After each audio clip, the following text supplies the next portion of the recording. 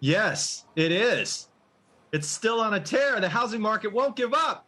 People are starting to worry about inflation, though. Are you concerned? Has it been too hot? Because I'm interested in some of the notes you've shared and the data we've had. It kept soaring even as transaction volume fell, which can be occasionally an ominous sign. Well, inventory has just been so low. That's been the gating factor on sales volume. And now you have about 3/4 of home buyers being significantly worried about inflation. For some people, that means they want to hurry up and try to buy a home before interest rates increase, but others are starting to step back from the market. We have done an unusual number of consultations coming into this home buying season with people who want to prepare their homes to list. So we're expecting to see more inventory for the first time in about a year, and that should drive more sales. But my guess is that the housing market will have a shorter season than usual because interest rates are going to start increasing through 2022. And in terms of where things remain incredibly hot, there's one state in particular that stands out. Florida. Oh my gosh, Florida. Everybody's leaving New York for Florida, both Tampa and Miami. So New York is the #1 origin city for people moving, and Miami is the #1 destination of the of the 10 hottest neighborhoods in America. 5 of them are in Florida. So we're seeing it on both coasts. It's been incredible, both the Gulf side and the Atlantic side. Florida just has low taxes. People are drawn to the warm weather, especially this time of year. The migration has been intense.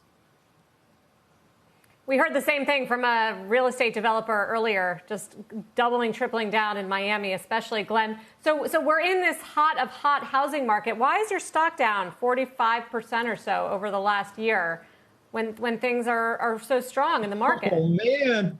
Such a tough question. Well, I think you'd have to answer the question about why the stock was so high in the first place. So Redfin stock went up from $10 a share to $90 a share, and now it's in the 40s or the 30s. I haven't checked today. But fundamentally, the business is growing very fast, 30 to 50%, one quarter after another. We're getting increasing leverage over our operating expenses. We're taking market share. We're delivering a fantastic customer proposition. So all we can do is to build the business and getting better and better at delivering fantastic service to our customers. And the street is going to reward that. Glenn, going back to the broader housing market, you said we're going to have a shorter season this year as people try and rush to get ahead of rates going up. What happens when we get to that moment? Is it a big correction for the market? Is it a plateauing? Are you fearful of a major correction? Well, I don't think we're going to see anything like 2008 just because people aren't over their skis with their mortgage payments. So the people who are buying houses now can afford them. Their credit ratings are high. We're unlikely to see a major wave of foreclosures.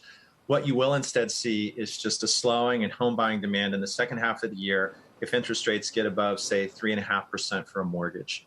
And so my guess is that we'll see a repeat of 2018 when rates increased in the second half of 2018. There was a step back in home buying demand, but because inventory is so low, I don't think that there's going to be a significant step back in prices. We can't see the kind of price appreciation we saw over the past 2 years. That's unrealistic, and in fact, it's undesirable. But I think we can see stable prices, reasonable home buying demand. We're still way above 2019 levels. It's close to 6.5, 7 million units of sales at an annualized rate. That pace is probably going to come down at least 1 or 2 notches. What about rents, Glenn, which have also soared and, as you know, are such a key component of inflation readings in this country? Do they keep going up too?